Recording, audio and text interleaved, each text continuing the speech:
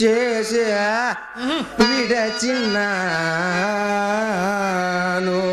వాడేని కోట్లున్నా లక్షలున్నా సరే మన కొంపలో కాలు పెట్టాడంటే మన కోకలు లంగాలు మడవలసిందేనమ్మా. ఇంకొకటి ఉన్నాడమ్మా, పరమ నైష్టికుడైనా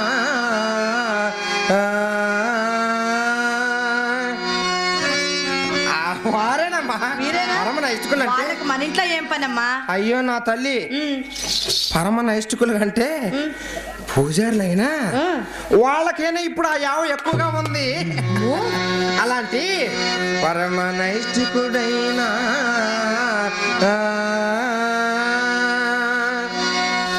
పడదీసి. ఏం పెట్టావే? పడదీసి జాంగ్రీ కాదమ్మా, జిలేబీ కాదే, లడ్డు కాదే, మైసూర్ పాక్ అవేం కాదు, పంచదార అవేం కాదమ్మా, ఇవి కూడా కావా? పడదీసి. చెప్పవే ఏం పెట్టావు? నేను చెప్పాలంటే సిగ్గుగా ఉంది, నేను చెప్పలేను. అమ్మో, నువ్వే సిగ్గుపడుతున్నావు అంటే ఏదో పెట్టే ఉంటావు. నేను చెప్పాలంటే ఆ ముసలాయన రిటేజ్ వస్తున్నాడు, సిగ్గేస్తాను. నేను చెప్పను. పర్వాలేదు చెప్పవే. పడదీసి నోటను పెట్టి ఎంగిలి తినిపించినాను. ఆహా, ఏమి బిట్టమ్మా? అమ్మా అదేమిటమ్మా, ఎంగిల్ తినిపించడం ఏమిటే? పాపం కదూ. ఏమిటో నా ఎంగిలంటే పూర్తిగా విలువ లేకుండా పోతుందో. ఆ రోజుల్లో పదవుల కోసం ప్రాకలాడితే కనీసం ఎమ్మెల్యే సీట్లు అని చిక్కేవి, నా దగ్గర చోట్లు మాత్రం చిక్కేవి కాదు. అందుకని శ్రీహరి ఎంగలి చక్కెర పొంగలి ఆహా ఓహో అంటూ నైస్ గా ఐస్ గా ఇలా ఇలా నాక్కుంటూ తినేవాళ్ళమ్మా. అమ్మా ఆ రోజుల్లో నేను మంచి వయసున్న రోజుల్లో మన ఇంటికి వచ్చే ఖాతాదారులు అందరూ ఎవరో తెలుసంటమ్మా? ఎవరమ్మా? రాజులు, రారాజులు, జమీందారులు, జాగీర్దారులు, విఠులు, విఠాగ్రేశ్వర్లు, డాక్టర్లు, యాక్టర్లు, డైరెక్టర్లు, ఓనర్లు, డ్రైవర్లు, క్లీనర్లు, వచ్చే జనం పోయే జనం, వేసే తలుపు తీసే తలుపు, వేసే తలుపు తీసే, వేసే తలుపు తీసే తలుపు. ఆయాసం వచ్చింది ఎందుకే? తలుపు వేసి తీసిన రొప్పు నాది, నా ఆయాసం నాదమ్మా. అందుకొచ్చింది. సినిమా హాల్ కన్నా మధ్యలో 5 నిమిషాలు ఇంటర్వెల్ ఉంటుందో కానీ నా ఆఫీస్కి అసలు ఇంటర్వెల్ ఉండేది కాదమ్మా. అమ్మా అంత సంపాదించా. అదేనే 2 కోట్లు సంపాదించా. ఏంటి నేను అంటే లెక్క లేకుండా పోతుంది మరీను. 2 కోట్లు సంపాదించా. 2 కోట్లు? ఆ గడించిన సొమ్ము ఎక్కడ దాచావా? నేను అడిగే లోపే 2 కోట్లు దాచావా? ఎక్కడ దాచావే? నేను పెద్దదాన్ని అయ్యేసరికి మన ఇంటి పూచకు పొల్లైనా కూడా లేదు. నువ్వు గడించిన సొమ్ము మీద 2 కోట్లు దాచిందట. ఎక్కడ దాచావే? ఏమిటమ్మా, ఈ చలికాలంలో 1 కోట్ వేసుకుంటున్నాను, ఎండాకాలం 1 కోట్ వేసుకుంటాను. ఏమిటి నువ్వు సంపాదించిన కోట్లు? చలికోటు వానకోట వేసుకునే కోట్లమ్మా. అమ్మా వయసులో ఉండగా మనం ఎంత సంపాదించినను ముసలితనం వచ్చేసరికి మన జాతికి కూడు గుడ్డ ఉండరాదని శాపమాట కదమ్మా. ఎవరు చెప్పారే? ఎవరు చెప్పారా? మీనాక్షి చెప్పిందా, కామాక్షి చెప్పిందా, సోమమ్మ చెప్పిందా, సోరమ్మ చెప్పిందా? ఎవరో చెప్పారే? వాళ్ళు ఎవరు చెప్పలేదులేవే, నేనే తెలుసుకున్నాను. చెప్పు. ఇలా దగ్గరికి రమ్మా, ఇలా దగ్గరికి రా. ఎరగని ఎవరో బాగా నూరి పోస్తున్నారమ్మా. ఇప్పుడు ఆ శాపం అమల్లో లేదమ్మా. ఏమ్మా? ఎందుకంటే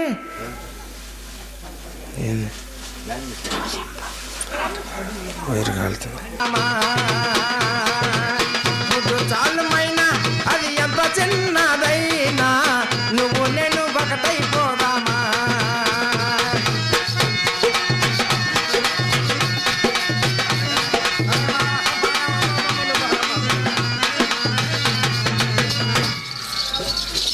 అంతేనా? నువ్వు ఆ తాళం ఆపేలేదు. అమ్మ తర్వాత అమ్మ నేనే మర్చిపోయానమ్మా. వెళ్ళబడే అమ్మాయి ఇట్లా అసలు విషయం చెబుతాను. నేను ఈ ఊర్లో ఒక సన్నివేశం చూసా. ఏమిటి చూసావు? అబ్బాయి అమ్మాయి ఇద్దరు ప్రేమించుకుంటున్నారు. ప్రేమించుకుని వాళ్ళు నీ కంట్లోనే పడ్డారు. ఆ సన్నివేశం నా కంటిలో పడింది. ఇంకేముందమ్మా, దేశం మొత్తం తెలిసినట్టే కదమ్మా. అమ్మా అబ్బాయి ఏమో సప్తా మీద కూర్చొని అమ్మాయిని రాముల వారి గుడి దగ్గరికి రమ్మన్నాడంట. ఎలా రమ్మన్నాడే? పాప మా అమ్మాయి ఏమో బింది తీసుకొని బోరింగ్ దగ్గరికి వెళ్ళింది మంచినీళ్ళు తెచ్చుకుందామని. రాముల వారి గుడి దగ్గరికి రమ్మన్నాడు. వాడి సైగ చూడు. చెప్పమ్మా. అబ్బాయి సప్తా మీద కూర్చున్నాడు.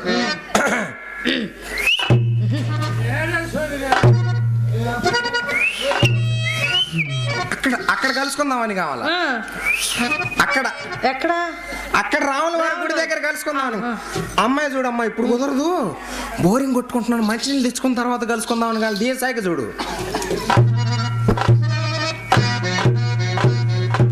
తర్వాత మంచినీళ్ళు తెచ్చుకుంటా, ఇప్పుడు కుదరదయ్యా. ఇలా మాట్లాడుకుంటున్నారమ్మా. పెద్దోళ్ళు ఎవరో ఒకరు చూసి తన్నిందాక పోవటం లేదమ్మా. అవును. అందుకని వాడు రెచ్చిపోయి పాట పాడతాడు. ఏమని?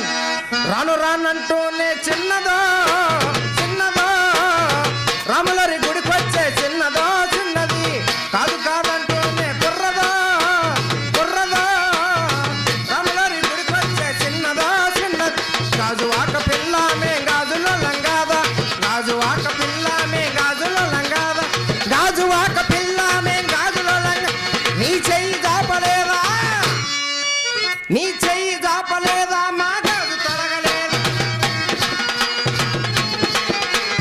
గాజులోలమే పిల్లమేను, గాజువాకే పిల్లమని, గాజులోలమే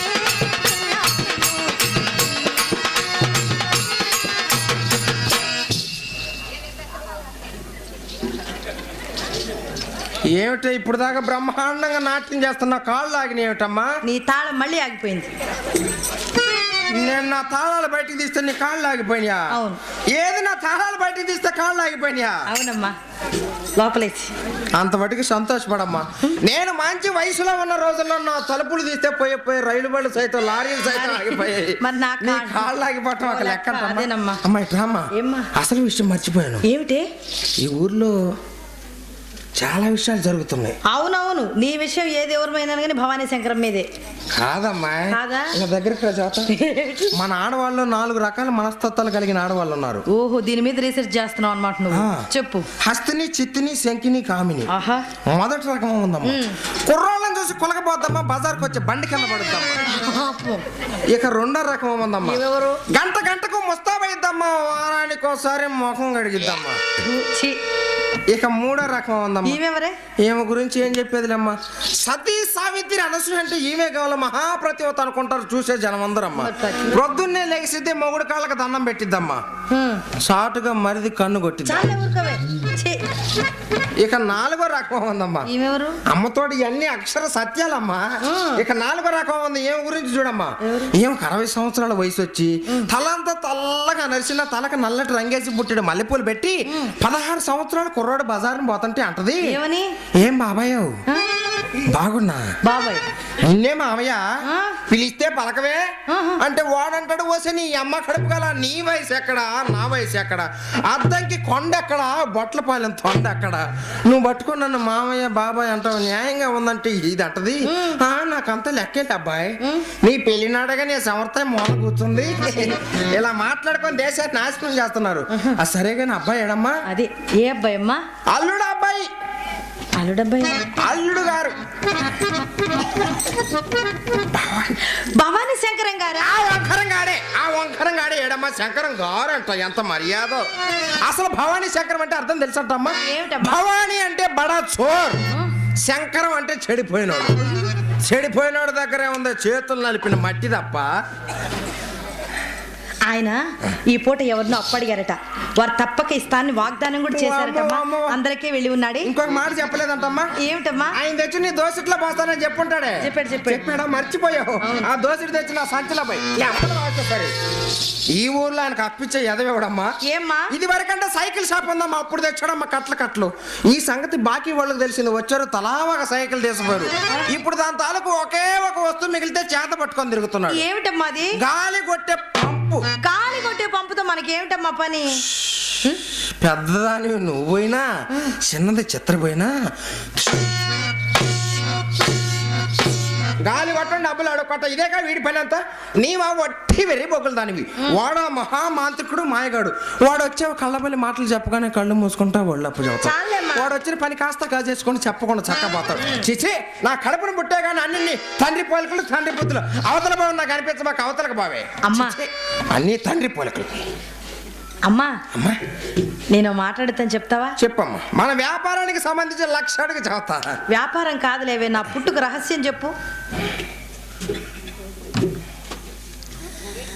మస్తాన్ రెడ్డి గారు ద్వారనాల వాస్తవ్యులు నన్ను ఆశీర్వదిస్తూ అభిమానిస్తూ ఒక 50 రూపాయలు బహుకరించారు. వారిని ఎల్లవేళ సర్వేశ్వరుడు కళామ తల్లి అష్టైశ్వర భోగభాగ్యాలు ప్రసాదించి వారికి మంచి భవిష్యత్తును ఇవ్వాలని ప్రార్థిస్తున్నాను. అమ్మా, నాకు ఊహ తెలిసినప్పటి నుంచి మన ఇంట్లో నువ్వు నేను చిత్ర తప్ప అసలు మా నాన్నగారు ఎప్పుడు కనిపించరు. ఎవరే ఇంతకు మా నాన్నగారు? అమ్మా చెప్పవే ఒకసారి నాన్న అని పిలవాలనుంది. వామ్మో అమ్మా అమ్మా అమ్మా ఏడుస్తున్నావు ఎందుకే? నాన్నగారిని అడిగా అమ్మా. అవునమ్మా. మహానుభావుడు ఎన్నో మాటలు చెప్పేవాడమ్మా. మాటలు చెప్పేవాడా? ఎంతో ప్రేమగా చూసుకునేవాడు. ఎవరమ్మా? నేనెవరని చెప్పేదమ్మా? అయ్యో అదేమిటమ్మా? నువ్వు నా కడుపును పడ్డప్పుడు 10-15 మంది తిరుగుతూ ఉండేవాళ్ళమ్మా లైన్లో. అమ్మా అయితే ఈ ఊర్లో ఒక ఆయన మాత్రం గుర్తున్నాడమ్మా. ఎవరమ్మా? బత్తిన సుబ్బారావు అని. ఆయన మా నాన్నగారమ్మా. బత్తిన సుబ్బారావు అని ఈనాడు ఆఫీసులో పని చేస్తాడు. నా గురించి బ్రహ్మాండంగా రాశాడు. ఆయనే మీ నాన్నగారు. నాన్నగారు మాయమ్మ పిలవద్దా? ఆయనేమో ఉదయం వస్తాడు, రాత్రికి వచ్చి ఆయన ఇంకొక ఆయన ఉన్నాడమ్మా. ఈయన మా నాన్నగారేనా? పోకూరి శ్రీనివాసరావు అని ఆయన కూడా ఇంకొక ఆయన ఉన్నాడు. ఈయన మా నాన్నగారే. నేను ఎవరని చెప్పేది అమ్మా, అంతా నువ్వు ఎక్కడ పడితే అక్కడ అడుగుతావు. ఇట్రామ్మా. ఏమిటమ్మా? ఏమిటమ్మా? ఈ ఊర్లో అసలు సంగతి మర్చిపోయాను. ఏమిటో? పెద్ద శెట్టి గారు లేరు. అసలు వాడి సంగతి మనకెందుకే, ఆ తర్వాత చెబుతాను. మావాడిని ఇంతతోటి ఈడ్చి పారేమని నీకు ఎన్నిసార్లు చెప్పానే. అమ్మా నువ్వు చెప్పావులేవే, నీ సత్తా నేను ఎరుగుదలే. నేను తప్పితే నువ్వే శంకరగిరి మాన్యాలు పట్టించేలా ఉన్నావు. ఏమని చెబుతావు వాడికి? ఏం చెప్పమంటావు? ఏమండి భవానీ శంకర్ గారు, డబ్బులుంటే లోపలికి రండి, డబ్బులు లేకపోతే బయటికి పోండి. అదే కదా నేను చెప్తానులేమ్మా. ఒకసారి నా కోసం చెప్పమ్మా. ఏమండి శంకరం గారు? శంకరం గారు, డబ్బులుంటే మీ ఇంటికి పోండి, లేకపోతే మా ఇంటికి రండి. డబ్బులుంటే వాళ్ళ ఇంటికి పోమ్మంటదంట, డబ్బులు లేకపోతే ఇటు రమ్మంటదంట. డబ్బులు లేనాడు మనకు దేనికి ఎట్లా వింటున్నామమ్మా తల్లి? ఇప్పుడు కరెక్ట్ గా చెప్తా. సరిగ్గా చెప్పు. సరిగ్గా చెప్పు. ఏమండి శంకరం గారు? శంకరం గారు అక్కడ దాకా నిజమేనమ్మా. అక్కడ డబ్బులుంటే మా ఇంటికి రండి, లేకపోతే మీ ఇంటికి వెళ్ళండి. మా అమ్మ చెప్పమంది అని చెప్తాను. నేను చెప్పమన్నాను చెబుతా. నేను చెప్పమన్నాను చెబుతా అంటే నువ్వు చెప్పు అన్నమాట. అంతేలేమ్మా, కడుపులో లేని మాత్రం కౌగులు ఇచ్చుకుంటే మాత్రం వచ్చింది అట్లమ్మా. డబ్బులు లేనాడు మనకు దేనికమ్మా. అసలు ఈ సంగతి అంతా కాదు. ఈ ఊర్లో పెద్ద శెట్టి గారు లేరంటమ్మా. పోయారా? అయ్యో ఆయన బాగుంటాడు, ఆయన కొడుకు సుబ్బిశెట్టి గారు. ఈయన పోయారా? ఈయన బాల ఆయన వీళ్ళందరూ పోయిన తర్వాత మనం ఉండి మాత్రం ఉపయోగం ఏమంటది? ఈ ప్రొద్దు మన వీధి వైపు వచ్చి మన ఇంటి వైపు అదే పనిగా చూస్తున్నాడమ్మా. ఏమైనా రోగమేమో. ఎలా చూస్తున్నాడు అనుకుంటున్నావు? మామిడి చెట్టు వైపు మరొక చోటు చూస్తాడే. తినేవాడు కళ్ళి తిండి లేనాడు చూసేటట్టు ఇలా చూస్తున్నాడు. అదే మరి మన ఇంటికి వచ్చే వాళ్ళందరికి ఏమి రోగం వచ్చిందో వీడికి అదే రోగం అమ్మా. ఏం రోగం వచ్చింది? వలపు రోగం అమ్మా. అమ్మాయి అమ్మా వలపు రోగం చెబుతున్నాను, బిల్హార్ రాగంలో వినమ్మా. వలపు రోగము పుట్టని వాడు, అమ్మాయి అమ్మా వలపు రోగము పుట్టని వాడు సానవాడకే రాడు. వచ్చాడే అనుకో. వచ్చపో వాణి ఇంటి వంక కన్నెత్తై నన్ను చూడడు. మరి చూస్తేను అట్లు ఎవడు చూచునా అతడే నమ్మ మన ఇంటి బాటగున్.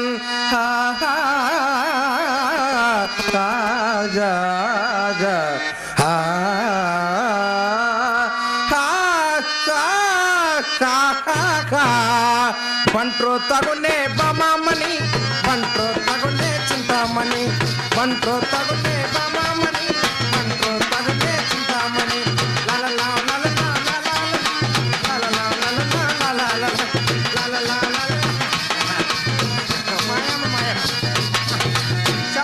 శబాషమ్మా, ఆయన రాగా నీ కబురు చేస్తా కానీ నువ్వు మేడ మీదకి వెళ్ళాలా వాదిగా కనిపించమ్మా. అమ్మా ఏ మాట కామాటే చెప్పుకోవాలి. నాకంటే నువ్వే చాలా అందంగా ఉన్నావు, నువ్వే కనిపించు.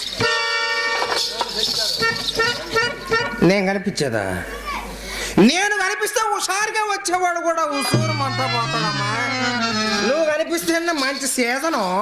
ఎలా కనిపించనే? అన్ని నా చేత చెప్పించుకుంటావు చూడమ్మా. అక్షరం పోతే లక్షలు పోయినట్టే.